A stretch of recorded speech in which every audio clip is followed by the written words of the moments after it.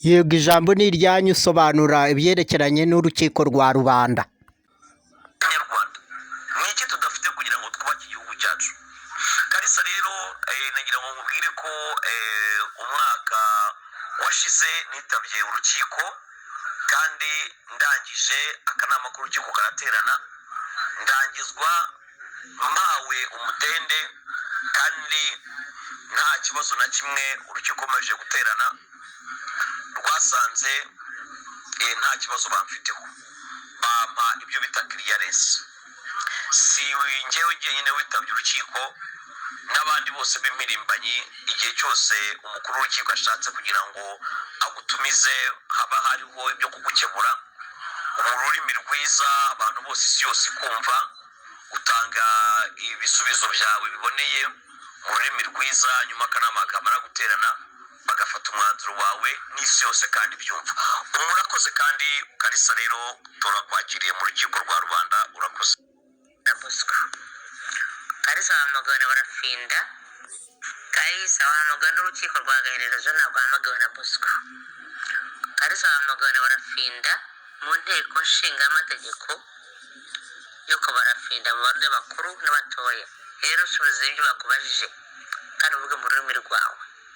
Ujya mu bya Bosco ubyuke bakakugerera Bosco n'umwana nk'abandi mu rugo, uvuge ibyo bakubajije kandi uvuge mu rurimi rwawe. Inyandiko dukeneye. Urakoze. Kalisa ni umuntu ukunda gukoresha cyane. Bwana Perezida Barafinda, Kalisa ni umuntu ukunda gukoresha cyane kandi akisha nyamara mu bintu bikomeye no gusebanya ku bandi bantu. Icya kabiri Kalisa nashaka kuvuga, ndibaza niba ari ikiragi, simbizi niba ari ikiragi, aravuga ati ndi ikiragi ntabwo ushobora kuvuga mu bantu. Aravuga ngo kubw'umutekano we muke ngo agomba kuvugira mu Rwanda ufite umutekano. Barafinda n'ubundi ufite umutekano muke kurusha wowe, bateye n'inshinge. Nazavuga ari mu bihugu by'amahanga, hano muranga ntabwo dufite umutekano mukeya cyane gusumba mwebwe mutangwa iwanyu. Natwe aha ngaha baraduhiga turabizi, ariko wowe uri mu imbere mu gihugu nawe ufite umutekano muke. Rero natobora avuge, nazashoboye kuvuga navuga avuye aha. Mu iperereza twafashe hasi no hejuru abo bakugendaho bose mu gihugu icyo ari cyo impungenge. Bwana Kalisa, twe mu iperereza twafashe hasi no hejuru abo bakugendaho bose mu gihugu icyo ari cyo cyose, ku mugabane uwo ari we wese, twese twateganyirije, ariko buri muntu wese atobore avuge kuko twese turakoresha audio. Twese tugiye guhagurukana niyo nka dukoreshe audio, tubisobanure neza, dusobanukirwe, tunamenyane, habemo ubusabane mpuzamahanga mpuzamakungu. Muri make tugiye mu busabane mpuzamahanga mpuzamakungu budasanzwe. Bityo rero Kalisa, ikibazo gisubize ukoresheje audio kuko bose barakurikiye urukiko rwa rubanda. Rubanda ruragandagaje, ijambo ni iryawe. Ubwo ijambo ni iryanyu Kalisa, subiza ikibazo wabajijwe.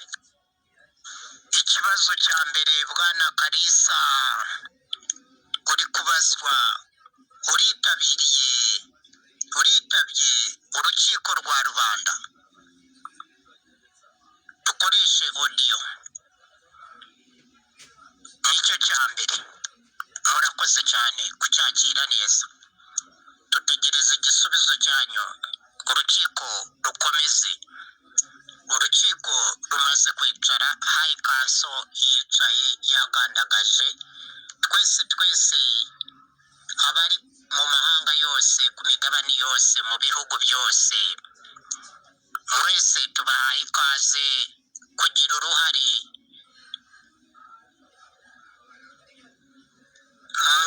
uku kwitaba cyangwa ubwitabire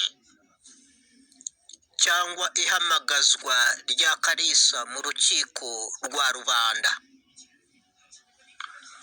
Urukiko rwa rubanda rwasuzumanisha ubushishozi, biba ngombwa ko Kalisa rumutumizaho aze, noneho rugira icyo rumubaza, hanyuma na rubanda rwagandagaje narwo rugire icyo rumwibariza, urukiko niruramuka rubahaye ijambo. Murakoze cyane. Kalisa turamushimiye kubw'umwihariko kuba yitabiriye, arahageze ndamubonye.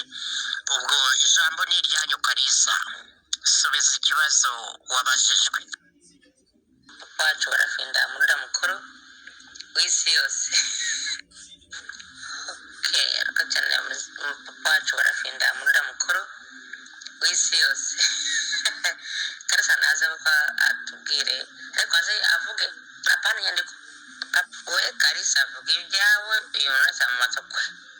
Bani uri mu rukiko kano kanya rw'agaherezo kwa Mukunzi niyo byagaragara, uvuge mu majwi yawe iby'ingusabire bamukindi gihe. Dufite perezida wacu hano w'umuruda, azagera igihe nabamuhamagare avuga impamvu yagututse. Kari murakoze, ariko uvuge mu mazina, ubona kuvuga mu ijwi ryawe, ukeneye amajwi yawe apana inyandiko. Dukomeza kwandika ahangaha kongera kubana ngo tugende ko naguzwe mu banyarwanda. Papa nawe ushaka inyandiko, dukeneye kumva n'amajwi ye, tukumva n'impumeko ye ihumekera mu gituza cye. Ngibyo rero muri umuntu ahumetse amagambo ye mu gituza kikamwumva, umenya n'uwo ari we. Namwe ahurira mu nzira tugutegeka kuri aratopisa tubona kuvuganaga nabo n'uriya, dukeneye kumva n'amajwi ye ava mu gituza cye. Inyandiko ntabwo dukeneye. Kasere bawe ikatura kwake twese, ariko kandi dukeneye amajwi yawe Kalisa. Zose zirangire, none rubanda ruvuge ruti mbega Kalisa wacu. Yego yego Kalisa, urukiko rwa rubanda rugutumijeho, ruragukeneye. Ibyo urimo byose bankubiretse witabe urukiko rwa rubanda. Hano ku mbuga ngari isuzuma ibitagenda mu Rwanda. Murakoze. Yego yego yego. Murakoze cyane, kandi kuza kwanyu ni umugisha kuri bose. Twese nawe urimo n'abandi bose bazaza, uwo mugisha bazawusanga. Kalisa yarafunguye amarembo mu rukiko rwa rubanda mu kwisobanura neza no gusobanura neza ibibazo byose agiye kubarizwa hano n'urukiko rwa rubanda. Yisobanure, nta kindi cyatumye Kalisa agarurwa hano, ni ukugira ngo hasuzumwe ingingo ku yindi, ingingo ku yindi, ingingo zose ntihagire iyirengagizwamo. Hanyuma Kalisa akomeza atanga ibitekerezo bye muri rubanda, rumaze kumenya neza ko Kalisa ari umunyabitekerezo, umunyabigwi mpuzamahanga, mpuzamakungu. Bityo rero Kalisa tubahaye ikaze, kuko wagarutse ku rubuga ku mugaragaro, bose babireba banabyumva, noneho kugira ngo buri muntu wese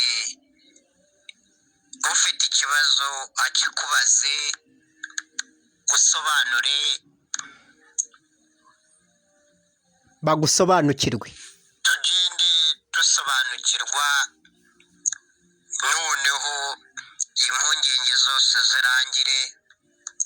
None rubanda ruvuge ruti mbega Kalisa wacu twafataga uko atari koko, n'impirimbanyi nyampirimbanyi. Kalisa rero tubahaye ikaze hano mu rukiko rwa rubanda, mwitabe, kuko inteko ya rubanda yicaye yagandagaje irabategereje. Mwongewe ikaze. ikaze mwongewe ikaze murakaza neza mwisanga